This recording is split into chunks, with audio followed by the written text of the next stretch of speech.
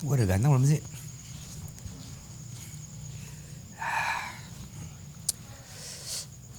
Emang harus rame gini di depan ya? Kayak mau ludruk ya? Apa sih? Kamera sudah standby? Audio gimana? Aman, bro. Oke. Dimulai dari mana ya? Dari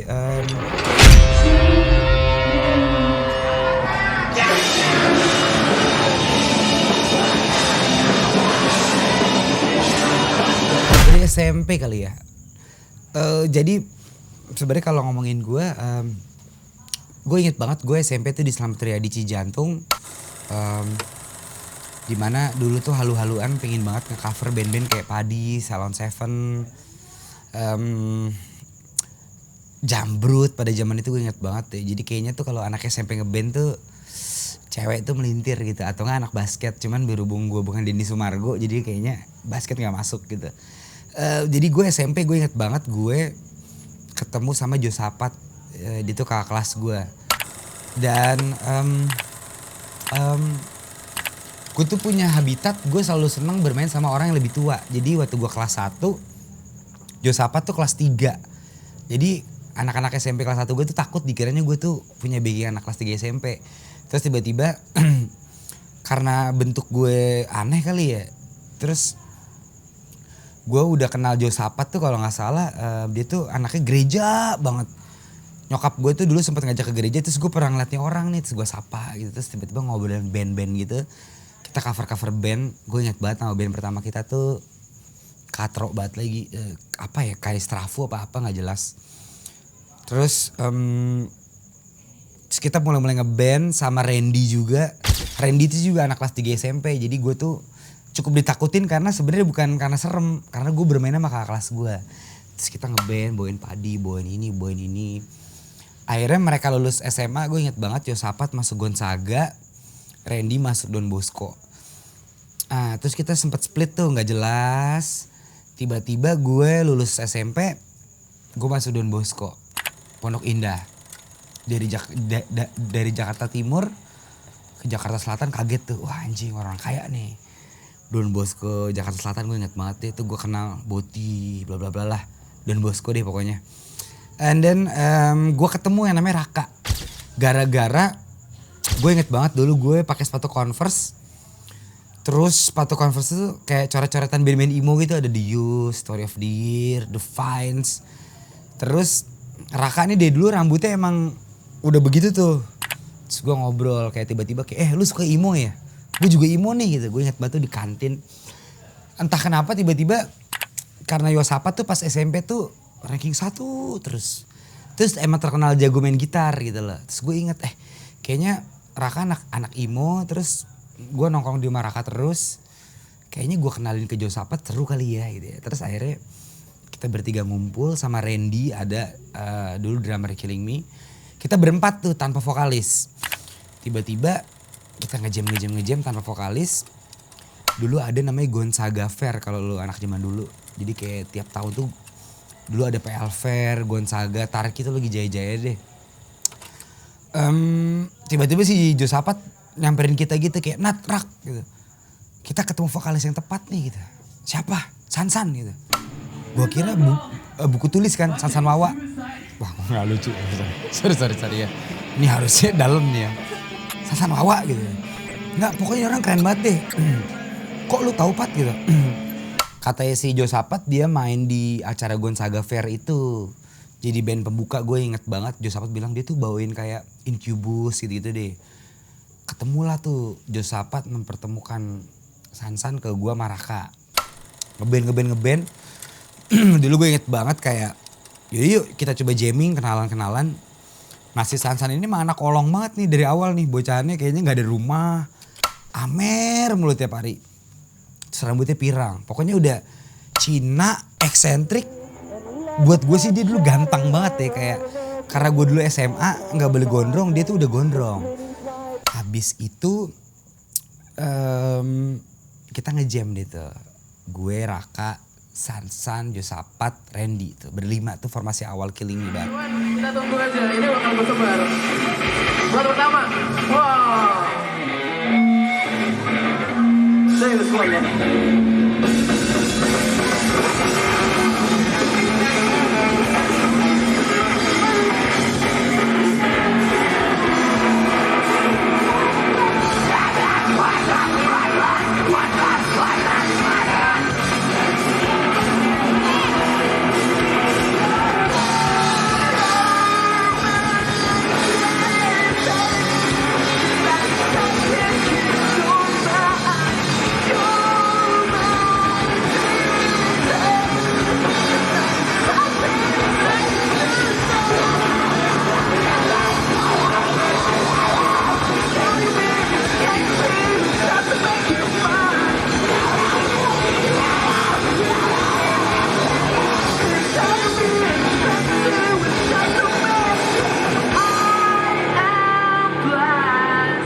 Terus tiba-tiba kayak kita punya satu base camp di Ampera di rumah Raka.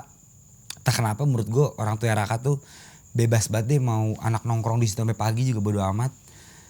Kita ngejam di kamar terus kayak emo tuh baru masuk banget deh ke Indonesia.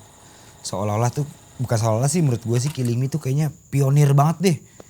Pokoknya rambutnya gondrong, tiba-tiba gue halu-halu kayak, si Raka ini pas dari kelas 1 SMA ke kelas 2 dia pindah ke Citabuana, sekarang ganti nama jadi Ice kalau nggak salah. Gara-gara boleh gondrong, gue juga jadi halu, gue juga pindah gitu. Dengan logika gue boleh gondrong, karena kalau masuk Gonzaga kalau nggak salah yang gondrong yang pinter, yang goblok nggak boleh gondrong tuh. Habis itu gue masuklah ke Citabuana ini nih, sekolah internasional Bang Raka. Bla bla bla bla bla bla bla bla. Gue inget banget band pertama kita dengerin tuh Sausin kalau nggak salah deh. Abis Sausin terus dikecapin. Wah, tetep komedinya ya. Boleh kok ya.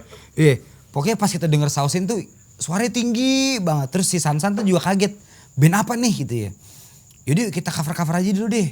Band emo, tiba-tiba gue inget banget single pertamanya Killing Me tuh judulnya Suicide Phenomena.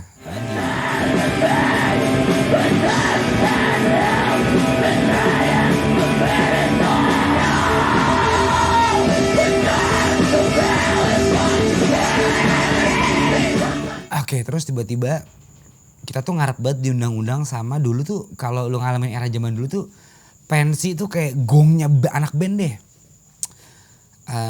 Kita tuh sampai kayak bayar deh. Gue ingat banget kita ada dulu namanya SMA Cendrawasih di Fatmawati sini nih. Kita bayar. Sasan bilang, teman-teman gue, geng gue anak-anak Cendrawasih nih, kita manggung yuk. Gue inget banget tuh manggung jam 1 siang. Kita bawain lagu-lagu emo-emoan gitu, orang juga pada gak ngerti ini band apa sih gitu ya. Tapi di situ konsepnya Killing Me Inside itu skill tuh nomor 2. Yang penting gondrong. Lagu-lagu dari Killing Me Inside. Terima kasih buat semuanya. Datang malam ini, terima kasih buat malam ini.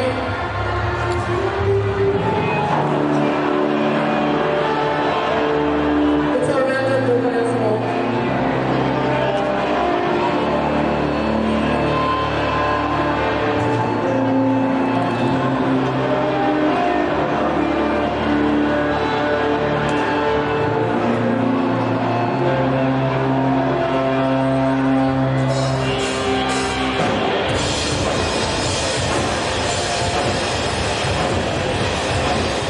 Rambutnya begini semua. Dan tak kenapa semuanya tuh pas.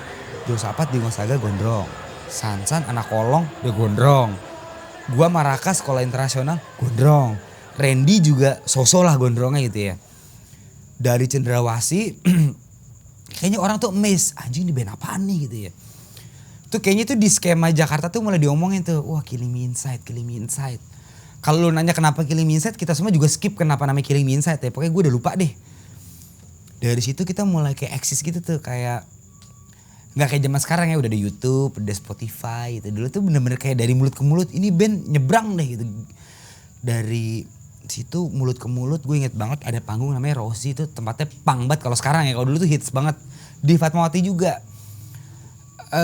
Dari situ kita mulai ngeband terus tiba-tiba kayak atmosfernya tuh tiba-tiba tiap manggung tuh misalnya venue-nya 100 yang datang 200 cuman buat nonton Killing Me Inside.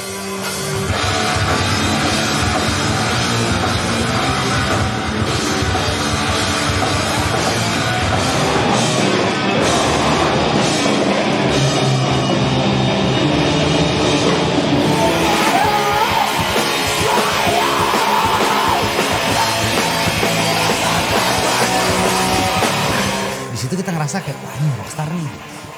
Bikin lagu lagi Tormented. Wah itu gong. Segonggongnya manusia gong. Gue inget banget kita manggung di Pondok Indah Mall namanya Spazio. Tiba-tiba pas kita manggung jeng ada cewek cantik banget. Kalau lo tau namanya Pevita Pierce. Oh. Ah, ini cakep banget nih cewek nih. Tapi belum jadi artis ya dia. Tiba-tiba dia pacaran sama Raka. Datang lagi nih cewek nih satu. Cantik. Kalau menurut gue sih cantik banget juga. Namanya Widi, itu juga mantan gue nih. Wah cakep banget nih gue pacarin. Jadi itu dulu gue inget banget waktu Killing Me lagi zaman gigs. Itu pacar kita cakep-cakep banget deh. Ada Pevita, ada Widi. Kalau tahu sekarang juga ada vokalis Guitar Electric. Prissy, itu tuh kita semua di skema emo deh. Pokoknya itu Killing Me gong banget. Hanya di skema Jakarta. Gong. Entah kenapa. Mau lo mau kata? Anjing, fuck. Wah ini gak bisa. Lewat ya. Ini liwak ya? Lewat. Udah dong bang. Kita baru mau pulang ini. Terus kalau lo mau tahu dulu manajer pertama kalinya Killing Me Inside tuh Gian. Sekarang tuh dia istrinya Kinan Pierce. Terus kita tuh mencoba skema underground. Pokoknya full pack deh dan kita selalu main tuh di jam terakhir. Itu tahun 2006 kali kalau gue skip ya. Kalau skip bisa kita edit ya. 2006, 2007. Terus lama-lama kayak ada satu investor gue inget banget nih. Dia tuh kayak campuran deh. Antara orang sama, antara orang Indo sama orang Malaysia. Dia tiba-tiba kita lagi abis manggung dia nyamperin. Mau gak kita bikin album? Wah namanya dulu anak band boro-boro mikirin duit atau royalti ya. Ayo bang gitu, gue lupa namanya. Pokoknya kita launchingin tuh di Indonesia sama Malaysia. Itu albumnya album ketupat. Ijo semua kayak album lebaran. A Fresh Start for Something New itu masih lengkap. Terus tiba-tiba kita launching jedar. Gong. Cuman karena gak mikirin duit. Tiba-tiba kayak bokap gue tuh mikir kayak ini kayaknya nggak bener ini bocah karena gue tuh dulu udah rambut miring terus tindikan gue banyak gitu. Terus tiba-tiba kayak akhirnya gue izin sama anak-anak kayak kayaknya gue nggak bisa nerusin band deh gitu. Karena gue inget banget dulu kakak gue tuh kuliah di UI terus kakak gue yang satu itu kuliah di Australia jadi gue kayak ada pressure gitu loh. Yaudah deh pak kuliah aja akhirnya gue dikirimlah ke Malaysia. Gue ke Malaysia, Killing Me tetap jalan kayak dia tanpa gue. Dah di Malaysia tuh gue ngalamin masa caur banget deh ya. Baru kenal obat gitu-gitu deh. Ya gue gak bisa cerita lah ya. Intinya caur juga nih. Tiba-tiba bokap gue nemuin surat kayak boro-boro nilai. Jadi itu tulisan suratnya tuh missing in action. Kalau bahasa Indonesianya gak pernah masuk bocahnya. Akhirnya bokap gue datang ngamuk-ngamuk pulang lagi deh gitu. Itu gue 10 bulan lah. Akhirnya tuh gue tuh karena gue masih remaja deh itu kayak 2008 kali gue juga lupa deh tahunnya. Ntar kita arrange lagi ya. Gue bilang pak udahlah pak sosok kuliah lu. Gue mau jadi anak band gitu ya. Akhirnya gue tuh diusir tuh. Udah lu pergi deh kalau mau jadi anak band. Gue jalan kaki rumah gue tuh di Kelapa 2 Depok Brimob. Gue ke rumah Raka tuh jalan kaki. Gak bawa duit gak apa-apa gue ke rumah Raka nginep aja. Akhirnya bokap gue nyamperin tuh. Pulang. Entah bagaimana kayaknya tuh pas gue di Malaysia gue gak tau keadaan Killing Me kecot tuh. Kayaknya si Doci tuh masuk untuk ngulik Sansan masuk Piwi. Untuk ngulik si siapa namanya Raka masuk Viera. Karena kan gue gak tau dunia itu ya. Tiba-tiba pas gue mutus jadi anak band tuh Raka bilang kayaknya gue cabut deh gitu. Si bangsat itu cabut di saat gue lagi kayak on fire banget. Karena gue lagi diusir dari rumah tuh. Gue kayaknya dia mau masuk band deh gitu sama Kevin Aprilio. Karena dia masuk di Universitas Pelita Harapan. Yaudah deh Rak, kalau emang itu pilihan lu gak apa-apa lah. Karena ditawarin sama label Musika. Yang penting gue masih punya Sansan nih, jagoan gue. Bikin album, si bangsat keluar juga. Kayaknya gue udah gak nyaman deh di Killing Me. Dia cabut juga ke PW Gaskin. Dari situ gue antara pengen nerusin kuliah atau ngeband. Si Josapat ngomong gini, Nat udahlah kayaknya lu lebih cocok deh jadi vokalis. Lu tuh lu otentik bla bla bla.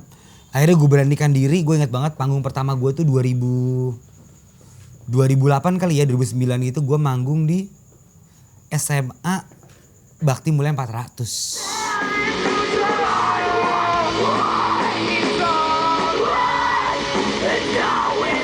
Kenapa gue bisa manggung di situ? Karena gue tuh pacaran sama Widi sekolah di situ dan dia nge-push banget kayak udah kamu bisa jadi vokalis. Terus gue inget banget pertama gue jadi vokalis terus tiba-tiba kayak anjing sambutan orang tuh pecah banget. Akhirnya kita pede lagi bangun sendiri ini sendiri. Tiba-tiba pas kita lagi kepedean gitu dapat telepon dari Rizal Mantovani. Cet diteleponnya dulu manajer kita namanya Triwardoyo. Sekarang dia manajernya di Pabarus. Kayak guys kita ditawarin nih bikin soundtracknya Air Terjun Pengantin. Yang main Tamara Blesensky gue inget banget. Pokoknya si Blesensky itu sorry ya Tamara Blesensky itu udah gak pernah main film. Itu kayak comebacknya dia. Terus gue ke apartemennya si Rizal Mantovani ngomong, guys gue suka banget sama Tormented. Tapi karena ini industri boleh gak lu coba bahasa Indonesia. Terus kita pulang tuh ke base camp. Nyet kita kayaknya gak bisa deh bikin lagu bahasa Indonesia. Coba dulu deh. Akhirnya kita bikin itu judulnya Tanpa Dirimu. Itu pertama kali kita jadi soundtrack dan itu pecah banget, rasanya seneng banget. Dan itu gejolaknya adalah kayak diterima gak ya tiba-tiba bahasa Indonesia. Ternyata diterima. Gue inget banget tuh model video klipnya Jiska Iskandar. Masih rambutnya juga imo-imo gitu dia kalau gak salah. Terus Tanpa Dirimu tuh lumayan diterima. Ditelepon lah sama label. Ada dulu label namanya RPM atau Emotion. Itu kayak satu PT lah ya. Punyanya Mas Piyu Padi. Tahun 2009 akhir banget. 2010 awal akhir banget. Terus itu zamannya inbox dahsyat tuh berjaya tuh. Ini apa-apaan nih? Kok kita panggil label ya? Oke pas kita meeting. Mungkin karena dia udah tahu karakter Killing Me yang teriak-teriak. Dia cuma ngomongin oke deh guys. Pokoknya gue pengen bikin lo terkenal. Tapi lo harus bikin 2 lagu yang komersil. 8 lagunya terserah lo deh mau aur-auran gitu ya. Terus kita bikin lah Biarlah. Pas bikin Biarlah tuh gue kayak anjing ini najis sih gitu. Kayak ini enggak banget nih. Karena kalau lu compare sama Tormented, Suicide nih ini enggak banget nih. Promo lah kita. Gue inget banget tuh pertama kali tuh di Dahsyat kalau tahu. Dahsyat yang gitu tuh. Dahsyat. Minggu pertama tuh top chart nomor 2. Masuk ke inbox. Dulu juga ada namanya acaranya Mantap di Antv. Ada juga The Rings. Adalah kalau ada di zaman itu kayak. Tiba-tiba tuh itu lagu tuh meledak semeledak-meledaknya manusia. Duar gitu loh. Kayak dak dik duar daya gitu loh. Hah? Gue juga Biarlah gitu loh. Oh masuk ke industri tuh kita. Jadi kita temenan tuh. Killing Me, Armada, Lila. Nah tapi sebenarnya pas gue ada di industri itu gue juga dendam. Anjing Viera udah pecah duluan. Terus si PW Gaskin juga dulu punya apa sih Garuda di dadaku ya, apa di mataku gitu. Dari Mata Sang Garuda. Terus Viera juga pernah akhirnya kita meeting kayak yes kita masuk TV juga, kita kalahin tuh 2 band bangsat. Karena kita dulu benci banget tuh Viera Piwi. Kita juga masuk TV gitu. Malah kita lebih komersil tau gak lo. Akhirnya kita ngalahin Piwi, kita masuk top chart. Berarti musik kita cuma 1, Viera, gue inget banget. Terus tiba-tiba gue putus tuh. Nah gue putus sama Widi tuh. Makin dendam tuh gue. Bangsat nih gue kalian mantan gue nih. Biarlah itu kalau gak salah CD-nya tuh mencapai 4 juta keping. RBT-nya itu 12 juta. Di situ tuh tahun 2010. Itu lagi jaya-jaya banget musik-musik yang begitulah lo tau lah ya. Nah buat lo yang gak tahu. Itulah kisah gue di Killing Me Inside 2010. 2010 pecah, 2019 tuh kayak anjing. Kayak sebulan tuh kayak pulang 4 hari 5 hari deh. Karena tuh dulu tuh media promo tuh TV, majalah, Jumat Sabtu Minggu luar kota, Senin Kamis tuh kita bantai di itu tuh Senin Dahsyat, Selasa inbox, bla bla bla. Udah lah tuh itu lagi poin-poin pol. Akhirnya kejayaan Biarlah tuh menurut gue semu banget sih. itu kayak bisa dibilang one hit wonder lah. Karena menurut gue juga, gue bukan menjelaskan label ya. Menurut gue label gue juga kayak agak kurang deh dibanding label yang lain ya. Akhirnya 2012 tuh kita bikin album kedua, judulnya title itu One Reason. Kalau lo tahu tuh dulu ada lagu Menyesal dan Jangan Pergi. Cuman labelnya tuh kayak udah ogah-ogahan ngeluarin duit lagi gitu lah. Akhirnya 2013 gue bilang kayak udahlah yuk, gak usah ngadain label yuk. Kita mendingan keluarin single Jangan Pergi aja sendiri yuk, pakai duit sendiri. Gue inget banget tuh bikin video klip 20 juta. Saat itu tuh banyak banget ya. Sekarang tuh kayak 60 juta kali ya. Kita patungan tuh. Label tai lah menurut gue, udah gak jelas nih. Kita featuring sama adalah dulu Indonesian Idol. Namanya Tiffany Ori. Wah pecah lagi tuh. Sepecah. Oke lah menurut gue sih pecahnya. Gak sepecah biarlah tapi oke lah. Itu Jangan Pergi tuh. Cuman di tahun itu pada akhirnya gue juga agak gak tahu diri sih. Gue udah mulai mengenal dunia malam tuh. Ada dulu klub namanya Stadium kalau tahu ya. Dan entah kenapa di band tuh gue doang lagi. Gue doang yang kesono. Yang lainnya kagak ngikut gitu loh. Jadi kayaknya kalau dulu gue pernah bikin video soal gue dikeluarin gue tuh dizolimi. Kayaknya setelah gue pikir-pikir gue nya juga kecot kali ya. Cuman maksud gue mungkin caranya tidak mengeluarkan. Akhirnya 2014 tuh gue inget banget tuh kenapa gue mutusin buat cabut. Yang gue juga skip ya. Antara cabut dan dikeluarin tuh beda tipis tuh. Mereka tuh pingin membuat album yang teriak-teriak lagi. Cuman gue bilang udahlah, teriak-teriak tuh udah gak zaman. Kita yang lebih komersil lah. Cuman itu lagi zamannya Stadium tuh, gue ingat banget deh. Lagi zamannya Inek bagus-bagusnya deh. Sumpah gue gak bohong kayak lo. Makan satu 24 jam deh. Jadi gue juga lupa tuh, gue lagi geser-geser kayak. Dan gue juga lupa lah gue tuh kalau ingat momen itu kelam deh. Intinya gue bilang kayak gue gak mau lah bikin album kembali lagi ke indie yang jeng jet wah gitu. Karena menurut gue sayang banget. Killing Me tuh udah dikenal. Ibaratnya mbak-mbak Indomaret tuh juga udah tahu gitu loh. Masa mau balik lagi ke indie sih gitu loh. Itu udah kecot tuh. Tapi gue inget banget deh, gue gak akan pernah lupa itu 2010 ke 2013 tuh kayak, itu panggung gak pernah berhenti sih. Pol tapi uangnya juga habis buat Stadium ya. Jadi itu gue setuju banget ya, uang jin dimakan jin lagi tau gak lo. Jadi 2013-14 tuh akhirnya kayak di masa kejayaan kita justru kayaknya emang guanya agak gak tahu diri sih. Cuma merekanya juga menurut gue terlalu culun, tau gak sih. Jadi kalau lo menganggap Killing Me rockstar tuh kayaknya gue doang deh, yang lain tuh kayak menurut gue enggak gitu loh. Jadi karena gue kecot sendiri, gue bermain dengan pikiran gue, akhirnya gue mutusin buat cabut. Tapi kayak ada kubu gitu loh, jadi sebelum gue cabut tuh kayak mereka juga ada meeting buat, kayak harus keluar deh gitu. Jadi sebelum gue meeting gue mau cabut, mereka juga keluar loh gitu, lo ngerti gak sih? Kayak pas gue mutusin buat mau keluar tuh gue ngerasa mereka juga udah mau ngeluarin gue. Terus gue kayak yaudah deh gue keluar deh gitu. Tapi gue nyadar gue tuh lagi kayak on drugs banget sih. Gue lagi kecot deh.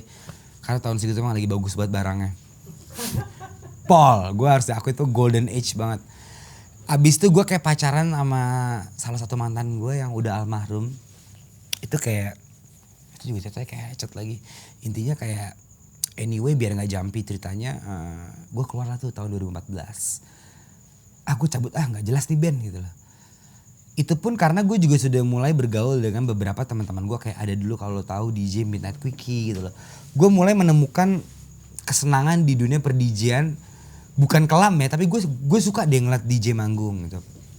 And then 2014 gue mutusin manggung. Gue inget banget tuh, ini kayaknya gak banyak orang yang tahu deh. Jadi 2014 itu gue keluar.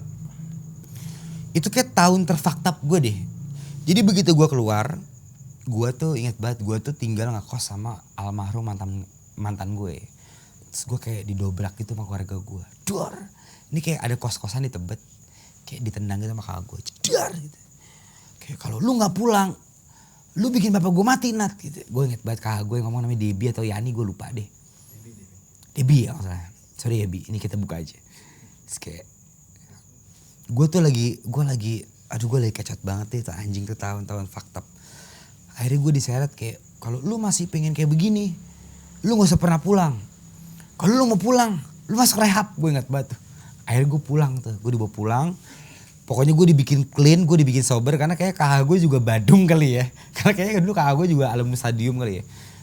Akhirnya gue, gak sih kayak gue doang ya. Sorry. Abis itu kayak gue akhirnya pulang. Terus gue disuruh clean tuh sama bapak ibu gue. Gue inget banget kayak gue face to face sama kakak gue ngomong kayak, lu tau gak sih gue tuh bukan care sama lu, tapi gue tuh care sama papa mama gitu.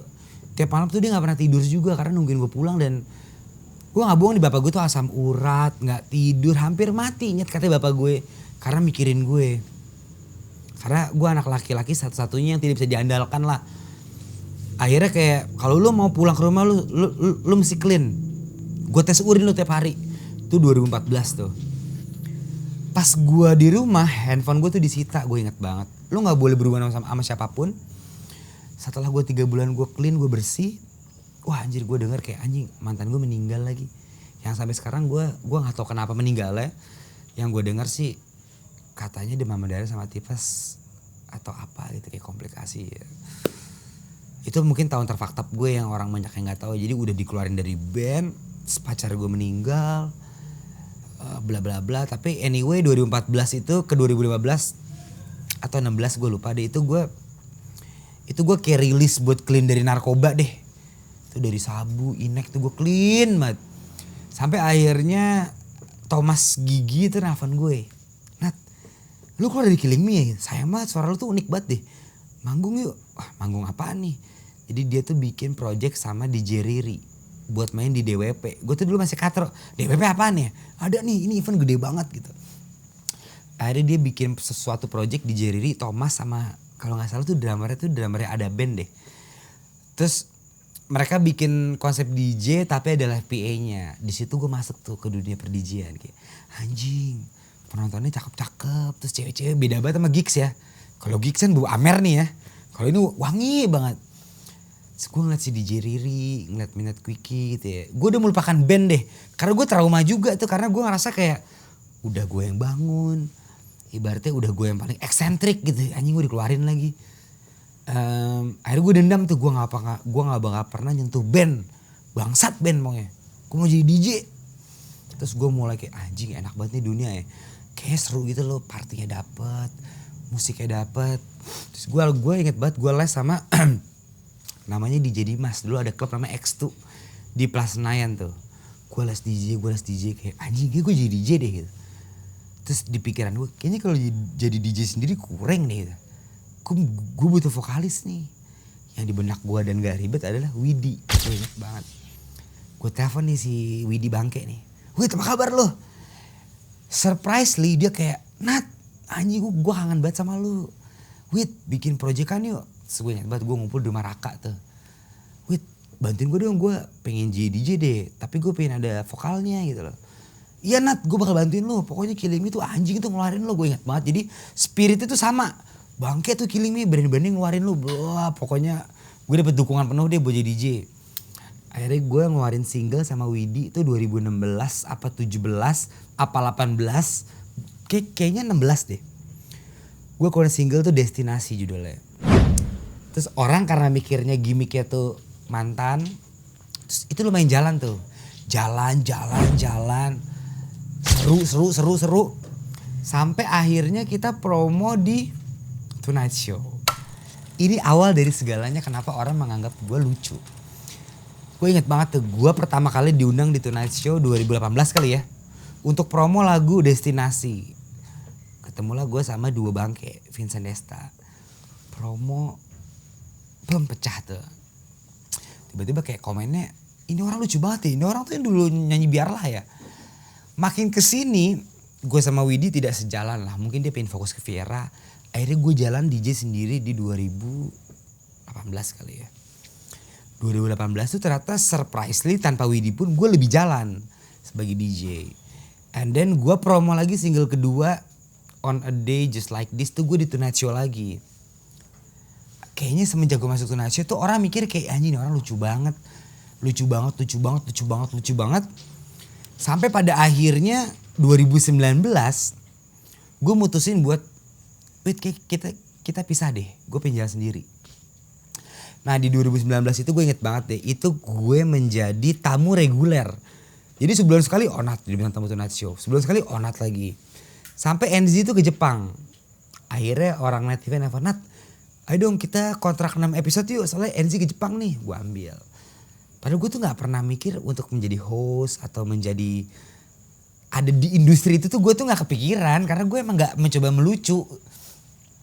Kayaknya semenjak 6 episode itu orang berpikir, kayaknya orang juga udah lupa sama Killing Me yang zaman dulu kali ya. Oh ini orang pelawak. Pokoknya gue harus thanks to Vindes sih. Karena menurut gue acara itu membuat gue menjadi semakin kedengeran lah. Itu 2019. Habis itu Oke Bos juga nelfon nih Trans 7. Karena waktu itu Vicky Prasetyo lagi ketangkep. Gara-gara ngebobol rumahnya Angel Elga nih. Jadi Onat tuh selalu menjadi pemain cadangan. Yang ke Jepang 8 episode Onat. Vicky Prasetyo tangkap polisi, Onat lagi Oke Bos. Cuman abis 8 tuh gue selalu didepak tuh. Dan itu gue mencapai rekor kayak 2019 awal sampai akhir itu gue kayak 138 panggung. Kalau digabungin sama DJ sama Leong. Ntar Leongnya gue ceritain ya. 2019 awal tuh gue inget banget Januari Vincent Desta tiba-tiba nelpon, Nat main film yuk. Anjing main film ya kali. Udah pokoknya cocok banget sama lo. Judulnya Pretty Boys. Gue ambil aja tuh. Padahal gue tuh gak pernah punya basic. Atau bermimpi menjadi seorang aktor kayak ya kali Des. Udah ambil. Tiba-tiba kayak penontonnya tuh 900 ribu atau 800 ribu deh. Jedar. Jadi 2019 itu tahun yang menurut gue tahun keemasan gue deh. DJ-nya jalan. Filmnya keluar. Orang mikirnya gue tuh part of the night show. Padahal gue tuh bukan part of the night show. Gue cuman tamu reguler. Terus podcast tuh lagi bermunculan tuh. Lagi mas-masnya tuh. Wah lucu. Sampai Pretty Boys meledak. Pretty Boys tuh dapat penghargaan Piala Maya. Kalau mau tau Piala Maya itu adalah piala yang paling independen. Jadi kayak menurut gue itu piala yang paling akurat lah gitu loh. Itu gue masuk tuh gue doang lagi sama Danila. Jadi aktor pendukung aktor pendatang baru terbaik sama aktris pendatang baru terbaik. Walaupun gue nggak menang, cuman kayak anjing ini nih karir gue nih jadi bintang film. Cuman setelah Piala Maya kagak dapet callingan nih, ya cuma Piala Maya doang.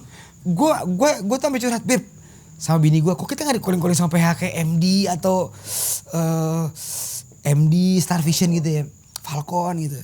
Tiba-tiba ada orang Falcon bilang boleh meeting nggak gitu. Anjing ini Falcon yang bikin Warkop sama Dilan ya. Meeting lah gue. Kontrak 4 film. Cuman bangsatnya pas lagi syuting. Pandemi itu lagi pol-polnya 2020 awal kalau salah ya. Itu lagi teror tuh. Tapi di teror itu gue tetap syuting. Cuman filmnya tertunda aja. Akhirnya gue syuting film. Itu 2020 ya. 2020 tuh syuting film hampir 5 film lah. Ntar lu tungguin ya 2022 keluar kayaknya. Insya Allah. Merit ya? Ah iya merit tuh gue kapan sih? Gue tuh merit ya? Oh iya 2018 akhir lah gue lupa ya. Pokoknya gue merit 2019. Pokoknya 2019 itu golden age Onat tuh. Merit, punya anak. Itu lagi vote tau gak lo? Yang tadinya begini vote. Ada di Tonight Show terus. Diundang di podcast itu mana-mana. Main film. Semuanya jalan tuh. Seret. Sampai tiba-tiba gue kepikiran ada satu agensi YouTube. Ini kayak 2019 tuh YouTube tuh lagi gonggongnya tuh. Tiba-tiba nelpon kayak lu boleh cerita gak sih kenapa lu keluar dari Killing Me? Ceritalah gue. Kenapa gue keluar dari Killing Me? Karena gue gak ngikutin dunia YouTube ya. Video gue yang waktu klarifikasi kenapa gue keluar. Trending nomor 3 anjing gak sih? Hah trending ya? Gue tuh sampai gak tahu trending tuh apa ya. Gue tuh gak tahu YouTube deh. Pokoknya YouTube tuh menurut gue kurang. Karena pada masa itu emang YouTuber tuh kurang gak sih image-nya? Menurut gue kayak apa sih YouTuber tuh kayak pekerjaan yang enggak deh gitu loh. Orang-orangnya juga gak jelas gitu loh. Jadi gue sama sekali tidak tertarik untuk main YouTube di 2019 karena menurut gue masih gue tidak mendalami. Gue nggak boleh ngomong kurang kali. Cuman menurut gue kayak YouTube enggak deh gitu loh. Itu trending tuh videonya.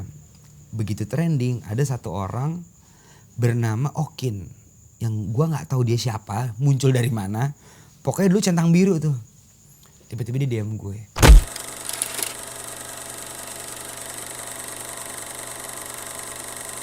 Pada saat itu tuh follower gue paling 300 ribu ya. Si bangke ini udah 1,5 juta. Siapa nih orangnya? Gue scroll isinya sama anaknya mulu kan. Gak penting nih orang. Udah kan gak jelas. Makasih ya gitu ya. Gue bilang gitu. Gak lama gue ngeliat tuh di explore. Yang namanya Rudy adalah dia tuh keyboardis di Killing Me bikin klarifikasi kalau dia keluar dari Killing Me. Dia nggak bilang keluar sih, dia bilangnya dagang beras lah. Which is bullshit, gue tau lah. Karena kalau lu ngikutin si Killing Me ini tuh rotasi aneh deh. Onat keluar, Safira keluar, Ganteli keluar, Putra keluar, semua keluar deh. Gue tau banget nih si Rudy ini ala-ala deh, udah gak betah kali ya. Gue telepon, Rud lu keluar, pas banget nih. Gue lagi enak deh sama DJ, tiba-tiba gue kangen sama sound band. Bikin band yuk gitu, yuk gitu ya. Terus tiba-tiba gue inget banget tuh si centang biru yang bernama Oki ini gue buka lagi nih. Kok dia bisa main bass ya? Terus gue ajaklah meeting, gue Rudy Okin. Untuk membentuk band bernama Liong. Gue ingat banget meetingnya tuh di Citos, nama cafe Shisha Cafe. Kita ketemu bertiga tuh. Kita ketemu bertiga, komitmennya kuat banget nih. Karena kayaknya masing-masing pernah sakit hati di band. Yuk bikin band nih, padahal menurut gue waktu itu sih band tuh nomor 3 lah. Karena waktu itu entah kenapa DJ lagi jalan. Terus tiba-tiba podcast lagi jalan, film lagi jalan. Bikin single judulnya Ego. Surprisingly kayaknya orang kangen sama suara gue, bam. Satu minggu itu 2 juta view. Wah anjing pecah nih Dai. Panggung ke panggung, itu 2019 tuh yang gue bilang gue rekord ya. Jadi gue flashback ya. 2019 tuh Liong abis bikin single, panggungannya gak berhenti-berhenti juga. DJ-nya juga nyampur. Sampai rekor tuh kayak gue pernah 1 hari tuh 4 panggung. Jadi siang di sini, sore di sini, malam di sini, subuh nge-DJ. Itu pas bini gue nge-recap kayak anjing 138 panggung 2019. Bet munculnya 2020. Itu bulan Januari gue inget banget deh. Ada satu buah PH gede namanya Falcon Picture nelpon. Akhirnya gue ditelepon buat dikontrak untuk main film, 4 film. 1 udah keluar judulnya Agen Dunia. 3 udah kelar syuting, tapi tiba-tiba pandemi jebret. And then 2020 tuh dimana orang lagi kesusahan nyari kerja gara-gara pandemi itu, gue tuh malah berjaya karena film. Itu gue kayak anjing, alhamdulillah banget ya di saat orang susah, gue lagi banyak rezeki di film. Yang tadinya anak band, DJ juga lagi semua gak jalan deh. Filmnya jalan tuh, 4 film gue syuting. Jadi gue 2020 tuh menghabiskan waktu gue buat film. Begitu filmnya kelar syuting, bingung lagi dong ngapain nih. Tiba-tiba kayak banyak banget tuh YouTuber yang ngundang gue buat jadi bintang tamu. Karena Image Tonight Show itu tuh, si lucu nih. Akhirnya gue di rumah ngerokok. Gue praktekin ya. Rokoknya waktu itu, iyalah itulah ya. Gue ngerokok, kenapa gue selalu didepak ya. Kayaknya TV tuh gak suka sama gue deh gitu. Soalnya gue ngerasa kayak di Tonight Show tuh gue works gitu ya. Kayaknya orang suka sama gue. Cuman gue gak dipake. Terus pas di Oke Bos juga. Begitu si Vicky bebas gue didepak lagi. Apa gue bikin acara sendiri ya? Apa ya wadahnya? YouTube. Padahal gue dulu pernah bilang YouTube tuh kurang lagi. Karena emang kalau lo mau tau kurang gak sih dulu. Ya kan zaman dulu tuh kayak apa sih? Ngomong sendiri di kamera gitu ya. Bikin YouTube aja deh yuk. Yang gue banget. Udah gue cari tim. Jalan lah gue tuh. Jadi YouTuber aja dah. Walaupun gue kurang suka disebut YouTuber ya. Bikin konten aja yuk. Konten kreator biar lebih keren ya. Padahal mah tetap YouTuber ya. Karena kan wadahnya YouTube ya. Dan menurut gue YouTube tuh limitless tau gak? Gak ada batasan ibaratnya. Lu ngomong kotor boleh. Mabuk boleh. Ngerokok boleh gitu ya. Akhirnya gue tuh sama kakak gue ngomong. Bikin YouTube yuk. Karena kakak gue juga sinetron. Ayo gitu ya. Gue modalin deh gitu. Yaudah kita akhirnya beli kamera, beli ini. Surprise lagi, gue tuh ingat banget di episode awal gue tuh Raffi Ahmad. Gue pecah banget ya, jadi kayak gue ingat banget. Ini tuh Raffi tuh emang orang baik deh. Dari Oke Bos nih si bangsat ini selalu ngajakin, Nat ke rumah gue dong collab. Gue tuh bingung, collab tuh apaan ya? Oh collab tuh kalau kita tuh tukeran YouTube. Terus gue tuh, Bi ini pas banget nih kalau kita bikin YouTube. Kita tuh bintang tamu pertama itu si Raffi Ahmad. Soalnya dia tuh ngajakin collabs. Collabs tuh apa ya? Collabs tuh kita bikin YouTube tukeran konten gitu. Oh yuk. Terus si Debbie nyari tim lah dulu ya. Timnya masih bukan kalian ya. Timnya adalah. Terus kita bikin tim. Oh cari bikin YouTube ini ya gitu. Tapi timnya tuh emang udah terstruktur banget. Emang ada campers, ada produser, ada kreatif. Pokoknya kita emang udah udah ibaratnya udah kayak sistem TV lah, bukan YouTube yang sendirian gitu loh. Gue pindah juga emang udah sistem pro. Datanglah gue ke Raffi Ahmad, gue inget banget deh. Seminggu tuh view-nya tuh 1,5 juta. Works gitu ya. Pas bintang tamu pertama tuh kalau gak salah Raffi Ahmad. Bintang tamu kedua tuh Danila. Ketiga tuh Uus deh. Semuanya tuh jutaan. Pas sebulan kita lihat report. Anjing gede banget duitnya. Fix main YouTube. fix. Karena kalau di TV kan biarnya lama yang lo tahu. Karena kan bisa 3 bulan. Kalau YouTube tuh firm gitu loh. Main YouTube. Yaudah Nat, biar makin beda podcastnya bikin apa nih? Gue ingat banget ya pertama kali halu-haluan kita tuh pin ke Las Vegas gitu. Bikin mobil yuk gitu. Modalnya gede banget tapi berangkat. Yang penting lu bisa balikin duitnya ya. Bisa. Karena tuh kalau view-nya jutaan tuh kalau lo main YouTube tuh gede banget sih menurut gue ya. Kalau jutaan ya. Itu tuh sebulan tuh 3 digit deh gitu ya. Kayaknya duit lu bisa balik deh. Akhirnya kalau gue modalin gue lah main YouTube. Which is lu ketemu gue sekarang nih. Kita di YouTube. Dah gue bikin YouTube dengan tapi pas gue bikin YouTube tuh gue juga tertekan kayak gue tuh nggak pengen deh terkenal si YouTuber gitu loh. Kayaknya agak masih enggak deh gitu loh. Tapi lama-lama iya deh gitu loh, ngerti sih? Kayaknya iya deh gitu. Kayak gini ya. Kayak YouTube deh tau gak sih lo. Karena emang menurut gue ini kesempatan gue untuk bisa bikin suatu konten yang onat nih. Bisa ngerokok, bisa minum, bisa ngomong jorok. Mau gak disukain ibu-ibu juga gak apa-apa. Pokoknya onat deh gitu loh. Akhirnya gue bikin mobil, gue inget banget tuh. Bikin mobil, dapat sponsor, bla bla bla bla bla. Jalan lah YouTube sampai sekarang dengan tim-tim gue yang keren ini nih. Ya kan? Anjing, Skippy lagi ya. Oke. Ini kita kembali lagi ya. Kembali lagi yuk. Di tahun 2019 tuh gue inget banget yang gue bilang Golden Age tuh. Si Pretty Boys, gue entah kenapa sih gue selalu thankful banget sama Vincent Desta walaupun dia merasa tidak membantu gue. Tapi itu tuh titik balik banget dari Tonight Show, Pretty Boys. Tiba-tiba ada orang namanya Ucup. Dia tuh penyelenggara Synchronized Fest. Dia ngomong, Nat mungkin gak sih kalau Killing Me kita balikin lagi era kejayaannya gitu loh. Karena pada saat itu dia tuh pengen bikin konsep yang line up terakhir itu konsepnya reunian. Ada Killing Me reunian. Ada Club 80s reunion, ada band-band emo reunion yang gue juga lupa siapa deh. Kayaknya mungkin sih cuma budgetnya mahal banget cup. Karena tiga-tiga itu jadi orang menurut gue ya. Sansan sukses di Baby Gaskin, Raka sukses di Viera, Onat sukses dengan dunianya. Alah budget mah gampang lah, ini acara gede banget. Masuklah kita ke Synchronize dan menurut gue itu titik balik di mana gue menemukan anjing nih teman gue yang zaman dulu. Dibayar nasi kotak, dibayar anggur merah. Dan itu mabuk banget sih pas kita mau di Synchronize tuh, kalau mau tahu tuh kita hancur sih. Tapi euforia dapat banget sih.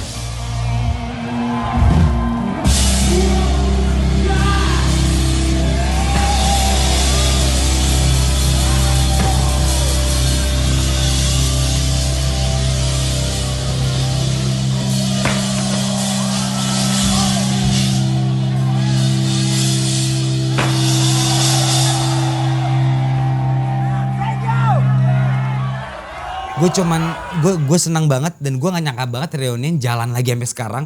Padahal itu cuman efek untuk reuni. Cuman karena emang kita teman super mabokan sih, emang cocoknya di situ. Itu jalan sampai sekarang sih. Jadi ini kalau mau flashback di 2019 tuh itu emang itu tahun gue banget deh. Makanya gue tuh tiba-tiba terdampar di 2020 pandemi tuh. Ya siapa yang tahu juga ya. Karena 2021 itu juga panggungan masih carut-marut deh. Akhirnya ya udah. Fokus YouTube, cari duitnya ya kita jadi di dunia perdigitalan. Yang tadi gue benci banget sama selebgram, tau gak? Menurut gue gak jelas. Ternyata gue juga ada di dunia itu lagi. Ternyata kayak menurut gue nih, ini menurut gue masukannya. Karena banyak banget di teman-teman gue yang menganggap kayak jadi YouTuber tuh kurang. Main Instagram tuh kurang gitu. Sebenarnya bukan masalah kurang sih. Tapi gimana lu manage dan berbaur aja sih. Karena menurut gue bukan mengecilkan beberapa teman gue yang menurut gue di situ aja karena ngerasa idealis. Gitu. Main itu kurang. Jadi KOL kurang gitu gak lo? Ya tapi terserah lu sih, makanya banyak orang yang mempertanyakan gue kerjaan lu tuh apa sih sebenarnya? Gue juga nggak tahu. DJ iya, band iya, KOL iya, aktor iya, endorsean iya gitu. Jadi menurut gue orang-orang yang nggak bakal maju dan mati adalah orang yang tidak beradaptasi sih. Karena gue sangat beradaptasi dan gue bingung gitu loh, kayak orang-orang yang nyari di Instagram gitu, kayak gue juga menurut gue tuh kurang, tapi emang lagi zamannya, lo ngerti gak sih? Main digital juga awalnya gue bilang kurang, cuman kalau lo bisa jadi diri lo sendiri, menurut gue itu jadi nggak kurang sih. Jadi menurut gue orang-orang yang anti digital atau yang sok senior atau lo tau gak sih orang yang yang idealis deh gitu, menurut gue sih itu jalur lo. Tapi kalau jalur gue sih gue tetap harus berusaha, karena yang gue bilang karena gue juga kuliah putus. Jalur gue sih gue harus jadi entertainer sih, jadi jalur ini gue ambil. So itu cerita gue di tahun 2020 dan 2021, dan gue cukup amazed sama dunia digital di 2021. Gue cukup seneng dengan konten-konten gue. Ada journey of religion, journey of life. Dan karena gini sih, setiap gue bangun pagi dan keluar rumah, gue tuh selalu bosan sama orang yang membanggakan kayak dulu tuh gue tuh yang nyanyi biara loh, dulu tuh gue ini loh. Gue kayak kayak gue tuh selalu berpikir kayak tahun depan apa lagi ya, tahun depan tim gue harus bikin apa lagi ya. Jadi menurut gue orang yang maju adalah setiap dia buka pintu rumah, dia harus membuka karakter baru sih. Jadi dia tidak berada di zona nyamannya. Itulah menurut gue kisah gue yang bisa gue ceritain. Jadi menurut gue kalau lo bilang gue gak punya pendirian, enggak sih. Gue cuma membuka karakter baru gue di setiap tahun gue, dan gue tuh pingin banget 2022 tuh gue tuh membuat sebuah